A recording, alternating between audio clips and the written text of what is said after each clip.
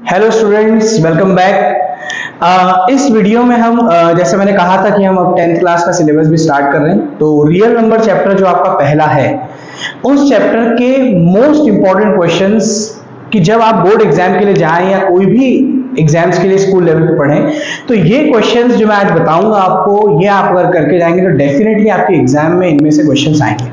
क्योंकि ये बहुत आसान चैप्टर है, बहुत बेसिक है, तो मैं एनसीईआरटी के जो फंडामेंटल्स हैं वो नहीं बता रहा हूँ, वो ऑलमोस्ट हर बच्चे को आते हैं, लेकिन बोर्ड एग्जाम्स में किस तरीके से क्वेश्चन पूछते हैं और इस चैप्टर से क्या वो क्वेश्चन है जो एग्जाम में करने चाहिए वो मैं बता रहा हूं। ठीक है, तो अब हम स्टार्ट करते हैं इस चैप्टर के वो फंडामेंटल क्वेश्चंस जो एग्जाम में, बोर्ड एग्जाम में डेफिनेटली आते ही आते हैं, पिछले 4-5 साल से आ रहे हैं। सो नाउ जो पहला क्वेश्चन है इस चैप्टर से आता है, वो सभी को पता होगा, वो ये है, prove that √5 is an irrational number। ठीक है, ये बड़ा फेमस क्वेश्चन है जो लगातार पिछले 4-5 साल से आ रहा है। लेट्स सी इसको कैसे किया जाता है, √5 को इरेशनल प्रूव करने का तरीका। ऑल्दो हम सभी जानते हैं कि √5 एक ऑलरेडी इरेशनल नंबर है, ठीक है, बट फिर भी उसे प्रूव करना है कि वो इरेशनल क्यों है। हमें ऐसे एविडेंस देने पड़ेंगे कि हाँ, वो ऐसा क्या रीजन है जिसके कारण हम इसको इरेशनल कह पा रहे हैं। So let's get started. सबसे पहले जब हमें इस तरह के क्वेश्चंस को, कॉन्ट्राडिक्टरी क्वेश्चंस को प्रूव करना होता है, जैसे सपोज अगर हमें ये प्रूव करने को आ जाए 2 + 2 4, तो ये एक जनरल फैक्ट है, हम सभी जानते हैं कि 2 + 2 4 होता है, बट देन ऑल्सो अगर हमें प्रूव करना पड़े कि 2 + 2 4 होता है, तो हम क्या बेसिक कॉन्सेप्ट लगाएंगे। तो हमेशा ध्यान रखना ऐसे क्वेश्चंस में, सबसे पहला लॉजिक होता है कि आप इसको अभी इरेशनल मान नहीं सकते। पहले आपको मानना पड़ेगा कि ये अभी इरेशनल नहीं है। अगर हम ऑलरेडी ये कंसीडर कर लेंगे कि इरेशनल है, तो प्रूव क्या करेंगे। ठीक है, तो सबसे पहले हम सॉल्यूशन में इस गिवन नंबर को क्या मानेंगे कि ये इरेशनल नहीं, ये तो रैशनल है। हाँ, ये रैशनल, ये हम थोड़ी देर के लिए अज्यूम कर रहे हैं। तो let √5 is a rational number. ठीक है, अब अगर हमने इसको रैशनल नंबर माना है तो उसको लिखना भी इस फॉर्म में होगा। तो रैशनल नंबर का फंडामेंटल फॉर्म क्या होता है, P/Q का फॉर्म। ठीक है, और हम यहाँ पे कंडीशन ले लेंगे कि P एंड Q दोनों क्या हैं, इंटीजर्स हैं, जहां पर Q जो है वो 0 के इक्वल नहीं होगा।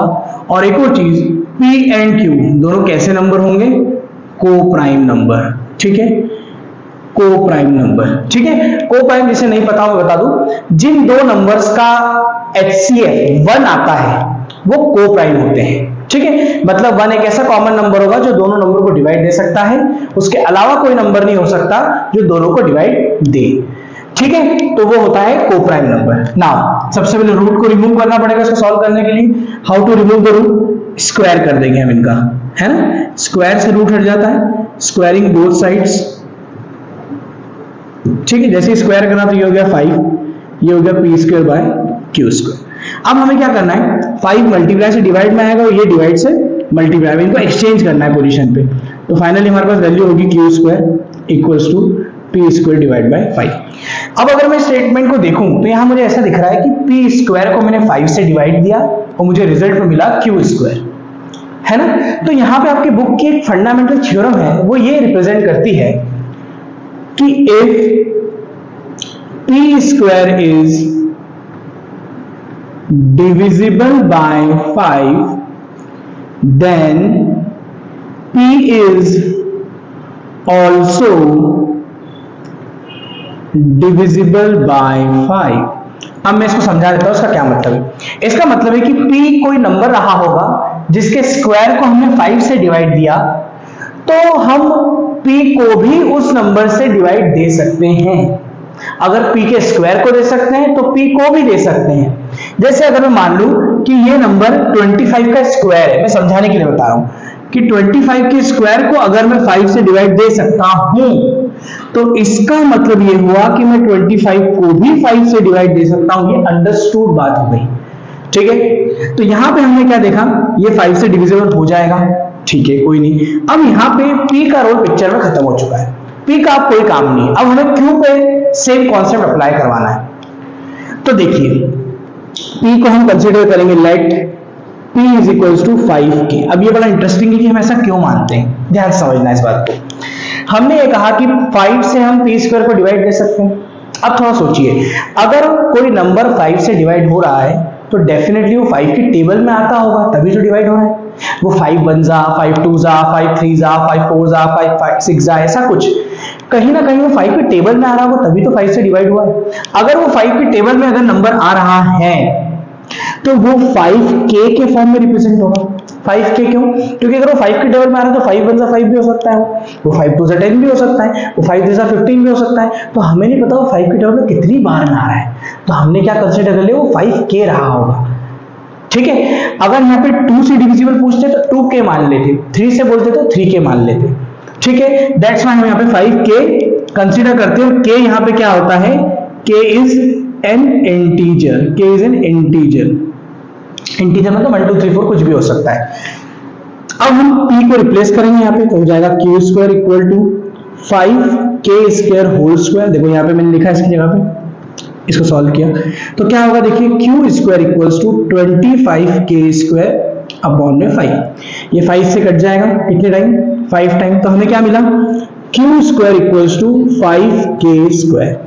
अब ये 5 मल्टीप्लाई से नीचे आएगा, डिवाइड में हो जाएगा, तो ये हो गया q स्क्वायर अपॉन में 5 इक्वल्स टू k स्क्वायर। अच्छा, अगर इस स्टेटमेंट को देखें तो क्या लग रहा है कि q स्क्वायर को हमने 5 से डिवाइड दिया और आंसर में आया k स्क्वायर। तो अभी फिर से बात वही आ गई कि अगर हम किसी नंबर के स्क्वायर को डिवाइड दे सकते हैं 5 से, तो उस गिवन नंबर को भी तो डिवाइड दे सकते हैं, है ना। तो हेंस यहाँ पे हम क्या स्टेटमेंट लिखेंगे अगर कि if q square is divisible by 5 then q is also divisible by 5। अब यहां पे हम रुक जाते हैं, जरा हम देखते हैं हमने क्या किया। हमने यहां पे दो इंपॉर्टेंट स्टेटमेंट लिखे। पहला स्टेटमेंट हमने लिखा कि p जो है वो 5 से डिविजिबल है। देखिए यहां पे लिख रहा है हमको स्टेटमेंट क्लियर, और फिर हम यहां लिख रहे हैं q भी 5 से डिविजिबल है, मतलब p एंड q दोनों 5 से डिविजिबल है। लेकिन हम यहां पे कह रहे हैं कि p और q तो को प्राइम है। तो अब ये दोनों स्टेटमेंट आपस में कॉन्ट्राडिक्टरी हो गए, क्योंकि अगर ये को प्राइम है तो ये 1 के अलावा किसी से डिवाइड नहीं जाएंगे, और अगर ये दोनों 5 से डिवाइड हो रहे हैं तो फिर ये को प्राइम कैसे हो सकते हैं। तो हमारा जो अजम्पशन है वो पूरी तरीके से रॉन्ग हो गया, क्योंकि हमारे प्रूव करने में ही ये दोनों स्टेटमेंट एक दूसरे के अपोजिट हो गए। या तो ये को प्राइम हो सकता है और या तो ये डिविजिबल हो सकता है, दोनों एक साथ नहीं हो सकता। हेंस जो हमारा अजम्पशन था वो पूरी तरीके से गलत हो गया। हेंस यहां पे हम क्या लिख के बताएंगे, this contradict the fact that p and q are coprime. ठीक है, ये जो को प्राइम वाला स्टेटमेंट था ये तो कॉन्ट्राडिक्ट हो गया फिर इन दोनों की हेल्प से। दैट्स व्हाई जो हमारा अजम्पशन था वो गलत था। Our assumption is wrong, hence √5 is an irrational number. तो हमें ये मानना पड़ गया कि हम जो उसको जबरदस्ती रैशनल प्रूव कराना चाह रहे थे वो एक्चुअली गलत हुआ। तो फाइनली अगर वो रैशनल नहीं है तो वो इर्रेशनल नंबर है। आपको समझ आ गया होगा, ये आप रिपीट करके भी देख सकते हैं। तो ये द मोस्ट इंपॉर्टेंट, सबसे ज्यादा बार आया हुआ एग्जाम में क्वेश्चन चैप्टर 1 से था। अब मैं इसकी एक आध वेराइटी और बता रहा हूँ कि क्या पॉसिबल तरीके से वो पूछ सकते हैं आपसे। ठीक है, आप आई होप आपको ये कॉन्सेप्ट समझ आ गया होगा। अब ध्यान से देखिए आप कि इसमें एक और वेराइटी अगर मैं डालूं तो कैसे वो नए तरीके से उसको करना है और क्या कॉन्सेप्ट आपको याद रखना है। ठीक है, अब ध्यान से देखिए।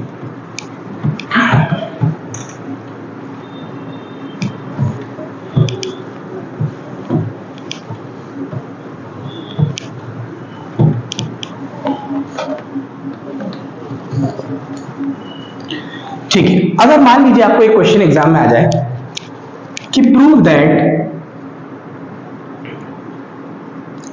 3 + 2√5 इज एन इर्रेशनल नंबर। ठीक है, यहां पे मैंने क्या कर दिया, 3 प्लस 2√5 को इरेशनल प्रूव करना है। ठीक है, अगर 3 प्लस 2√5 को इरेशनल प्रूव करना है तो इसमें आप ध्यान रखें, सबसे पहले हम एक छोटा सा टास्क करेंगे कि सबसे पहले हम क्या करेंगे, √5 को इरेशनल प्रूव कर देंगे, जैसे हमने अभी प्रीवियस क्वेश्चन में किया है ना। √5 को ऑलरेडी इरेशनल प्रूव कर देंगे, जैसा अभी किया वैसे के वैसे पूरा। उसके बाद आपको क्या करना है, ध्यान से देखिएगा, है ना। मान लीजिए कि आप √5 को इरेशनल प्रूव कर चुके हैं, ठीक है, आपको पता है कि √5 को आप इरेशनल प्रूव कर चुके हैं, ठीक है, तो आपके पास ये स्टेटमेंट तो आ गया कि ये इरेशनल है। अब आप आएंगे इस 3 प्लस 2√5 पे, ठीक है, कैसे होगा ध्यान से देखना। तो हम इसको मानेंगे let again 3 plus 2√5 is an rational number, इसको फिर से रैशनल मान लेंगे, यहां लिखेंगे 3 plus 2√5 equals to p by q. अब ये जो सारी बातें यहाँ पे फिर से लिख देंगे, वही जो हमने लिखी थी, सारी बकवास बातें कि p और q क्या है, इंटीजर्स हैं, o प्राइम है, सो ऑन, जो बातें हमने लिखी थी वो एज इट इज रिपीट कर देना आपको प्रीवियस क्वेश्चन की, ठीक है। नाउ 3 मल्टीप्लाई प्लस से उधर जाके माइनस हो जाएंगे, तो क्या हो जाएगा देखो 2√5 p बाई क्यू माइनस 3, ठीक है। ये 2 मल्टीप्लाई से कहाँ आएगा, डिवाइड में, तो √5 equals to 1/2 p by q minus 3। तो अगर हम इसको देखें तो ये देखो, ये पूरा पार्ट हमारा रैशनल है, ठीक है, और ये हमारे पास कैसा पार्ट है, इरेशनल। अब मैथ्स ये कहता है कि भैया रैशनल और इरेशनल दोनों कभी इक्वल नहीं हो सकते। ये रैशनल पार्ट क्यों, क्योंकि 2, 3 p बाई क्यू ये पूरा रैशनल हम कंसीडर करके आ रहे हैं, √5 हम ऑलरेडी प्रूव कर रखे हैं इरेशनल है, तो mathematically rational can never be equal to irrational, क्योंकि अगर दोनों इक्वल होते तो फिर इनको अलग अलग नाम ही क्यों दिया जाता, ठीक है। तो हम यहां पे सीधा सीधा स्टेटमेंट लिखेंगे, this contradict the fact that rational number can not be equal to irrational number, hence ये रैशनल कभी इरेशनल के इक्वल नहीं हो सकता। तो अगेन हमारा जो अजम्पशन था कि ये रैशनल है वो गलत हो जाएगा, और 3 प्लस 2√5 क्या प्रूव हो जाएगा, इरेशनल। आई होप आपको समझ आएंगे दोनों वैरायटी के क्वेश्चंस कैसे उनको रैशनल और इरेशनल इनको प्रूव करना है, ठीक है। तो हम अब पढ़ेंगे नेक्स्ट क्वेश्चन की तरफ। ये रैशनल इरेशनल का कॉन्सेप्ट आपको समझ आ गया होगा, आप रिपीट करके देख लीजिए। यहाँ पे हमने एक छोटी सी बात बता दूं, ये √5 ऑलरेडी प्रूव किया था पहले, उसके बाद हम ये फॉलो कर रहे हैं। कई बार ऐसा होता है कि आपको एग्जाम में √5 इरेशनल है गिवन दिया जाता है, मतलब ऑलरेडी दे देते हैं कि वो इरेशनल है। अगर वो ऑलरेडी गिवन दे रहे हैं तो फिर आपको प्रूव करने की जरूरत नहीं है, ठीक है। Okay, now move to the next part. अब हम देखेंगे और क्या इंपॉर्टेंट क्वेश्चन इसमें से आ सकते हैं, ठीक है। एक क्वेश्चन में बताता हूं आपको कंपोजिट नंबर का, मैं खुद से बनाता हूं इसको, देखिए क्या पॉसिबल तरीका है इसका, ध्यान से देखते हैं। देखो, हम सभी जानते हैं कि कंपोजिट नंबर क्या होते हैं, है ना, नहीं पता ध्यान से समझ लीजिए। कंपोजिट नंबर वो होते हैं जिनके 2 से ज्यादा फैक्टर्स हो, है ना। जैसे मान लीजिए 4 के कितने फैक्टर होते हैं, 1, 2, 4। 10 के कितने फैक्टर होते हैं, 2, 5, 10, 1। तो ये 2 से ज्यादा फैक्टर है इनके, दे आर कॉल्ड कंपोजिट। सीधा लॉजिक और कुछ भी नहीं है। तो अब हम कैसे प्रूव करेंगे किसी गिवन नंबर को कंपोजिट, अब हम ये सीखेंगे। देखिए, अब आपको एग्जाम में मैं रैंडम नंबर ले रहा हूं, कुछ भी आ सकता है। सपोज आपको क्वेश्चन आया एग्जाम में 7 × 6 × 5 × 4 × 3 × 2 × 1 प्लस 5। सपोज मैं एक रैंडम नंबर ले, ये नंबर अजीब सा लग रहा होगा आपको, 7 से लेके 1 तक सब मल्टीप्लीकेशन में है और प्लस 5 है। अब ये इस तरह के नंबर को आपको प्रूव करने को आ गया कि इसको कंपोजिट प्रूव करो। तो तरीका क्या होता है, ठीक है। सबसे पहले इसमें देख लो कि कुछ कॉमन दिया है क्या आपको। तो देखिए यहाँ पे कॉमन दिया है आपको, ये 5 और ये 5, तो इस पूरे में से 5 को कॉमन ले लो, ठीक है। 5 बाहर आ गया, तो आपके पास क्या बच गया, 7 × 6 × 4 × 3 × 2। अब 1 लिख के कोई सेंस नहीं है, तो आपने यहां लिख दिया 1। अब बच्चों को ये जनरली नहीं समझ आता कि यहां 1 कैसे आ गया। तो वो इसलिए आ गया बेटा 1 क्योंकि आपने यहां पे 5 को कॉमन लिया। तो 5 को कॉमन लिया तो बच्चे बोलते फिर यहाँ 1 क्यों नहीं लिखा? देखो 1 का मल्टीप्लिकेशन आप किसी में भी करेंगे तो फर्क नहीं पड़ेगा, दैट्स व्हाई 1 लिखते नहीं है। बट यहाँ +1 है तो +1 का अपना इंपॉर्टेंस होता है, +1 -1 जब करते हैं तो वैल्यू बदल जाती है नंबर की, लेकिन आप मल्टीप्लाई में 1 करते हैं किसी नंबर से तो वैल्यू तो बदलती ही नहीं, तो कोई सेंस नहीं लिखने का। तो आपने यहाँ पर 5 को कॉमन ले लिया, जैसे ही 5 को कॉमन लिया आपने तो आपको एक गिवन नंबर को जनरली सॉल्व करना है जैसे आप अभी तक करते आए। तो कैसे करेंगे देखिए, 2 3 6 6 4 24 24 6 होता है 144, तो 7 × 144 + 1। अगर हम इसको फिर से मल्टीप्लाई करते क्या बनेगा? देखो ये 1 7 चौक 28 8 2 7 चौक 28 और 2 30 और 7 × 7 और 3 10, ठीक है। तो ये आ गया 1008, ये आपने इसका मल्टीप्लिकेशन किया। नाउ एज बेसिक क्या करेंगे, 5 इनको ऐड कर दो 9। तो आप यहाँ पे देख सकते हैं कि जो भी नंबर होगा वो 5 मल्टीप्लाई में 1009 होगा, बिल्कुल हाँ होगा। तो आप मुझे बताइए, इसमें दो तरीके होते हैं। देखिए ये प्राइम नंबर है 5 और ये कंपोजिट नंबर है, ठीक है।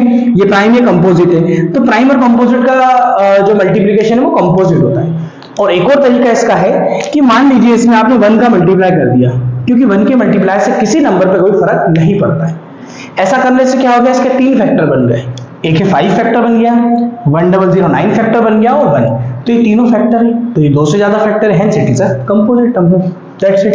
तो यहाँ पे हो गया yes it is a composite number. आपको कोई इतना डिटेल में बताने की जरूरत नहीं है कि 2 से ज्यादा फैक्टर होते हैं। 10th क्लास में जब बोर्ड की कॉपीज हम देखते हैं तो इतना फंडामेंटल भी बताने की जरूरत नहीं है, अंडरस्टूड होता है एक चेकर के लिए कि हाँ बच्चा क्या समझाने की कोशिश कर रहा है। वे ऑफ डूइंग पे हम फोकस करते हैं when we check the copies, तो ये कोई करने की जरूरत नहीं है आपको कि इसमें बिल्कुल आप डिटेल में जा रहे हैं, ओके। तो ये कंपोजिट नंबर वाला एक पैटर्न हो गया। अब इसमें कुछ भी नहीं तो आपको तरीका यही लगाना है, ठीक। अब एक और क्वेश्चन जो मैं बताऊं मोस्ट इंपॉर्टेंट, अक्सर एग्जाम में आता है ना, अभी 1-2 साल से तो ज्यादा देखने को नहीं मिला है, बट मोस्ट प्रॉब्ली वो बहुत आ सकता है एग्जाम में, ठीक है।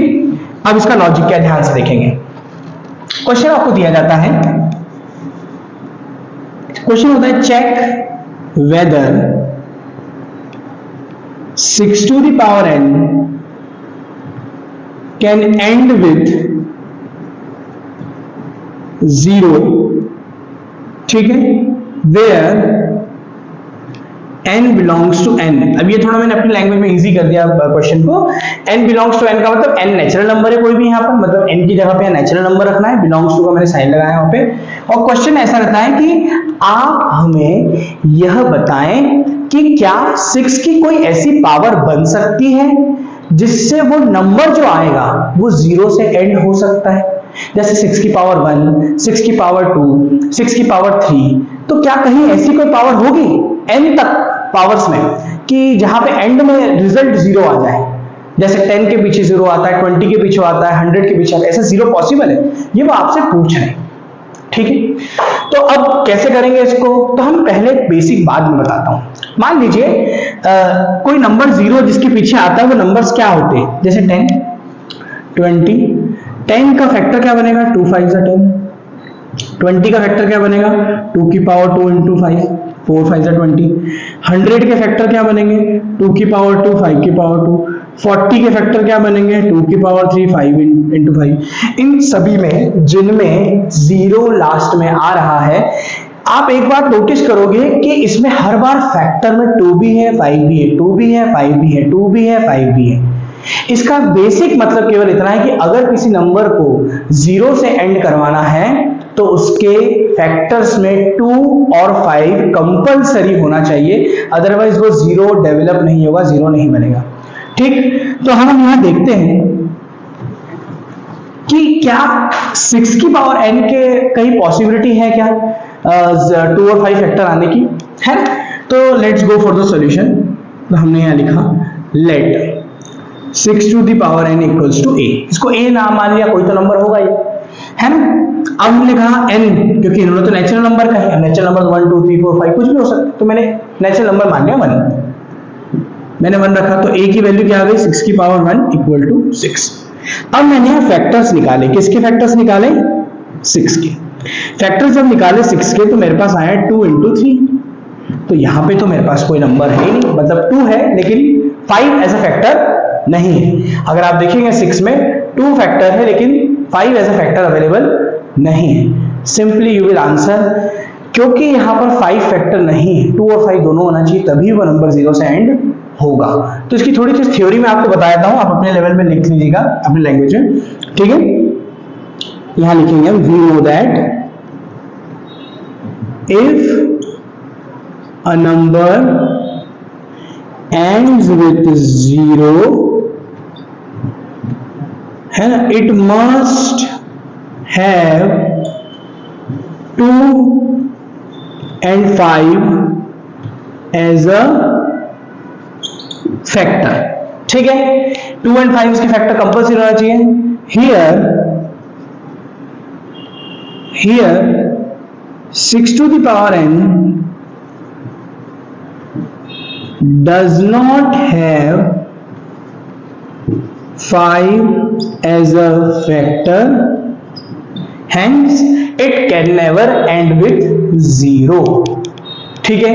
आई होप आपको ये पैटर्न समझ आ गया होगा। मैं बताता हूँ कि इसमें और पॉसिबल क्वेश्चन क्या पूछ सकते हैं। हो सकता है आपके एग्जाम में आपसे पूछ लें 6 टू द पावर n की जगह पे मैं आपको कुछ एग्जाम्पल दे रहा हूँ क्या क्या पूछ सकते हैं, और आप करके भी देख सकते हैं अपने पास, ठीक है। एक पूछ सकते हैं आपके 15 की पावर n, सेम लॉजिक लगाना है। दूसरा आपसे पूछ सकते हैं 4 की पावर n, सेम लॉजिक लगाना है, ठीक है। आपसे पूछ सकते हैं ये 3 की पावर n, ठीक है, एंड सो ऑन। ऐसा कुछ भी आपसे एग्जाम में पूछ सकते हैं, लेकिन सेम लॉजिक के साथ आपको इस क्वेश्चन को करना है। आई होप आपको समझ आया होगा। यही 4 वैरायटी के क्वेश्चन आपको बार बार एग्जाम में करने हैं। मैं पार्ट 2 जो इसका लेके आऊंगा उसमें मैं और भी कुछ इंपॉर्टेंट क्वेश्चन रियल नंबर के जो बोर्ड्स में आए हैं वो बताऊंगा। 2025 में 24 में कैसे क्वेश्चन आए, कुछ एमसीक्यू, देन ये चैप्टर 1 जो है वो हमारा कंप्लीट हो जाएगा। Okay, so thanks for watching and do subscribe the channel so that you can get more and more videos. Okay, and study well. Thanks for watching.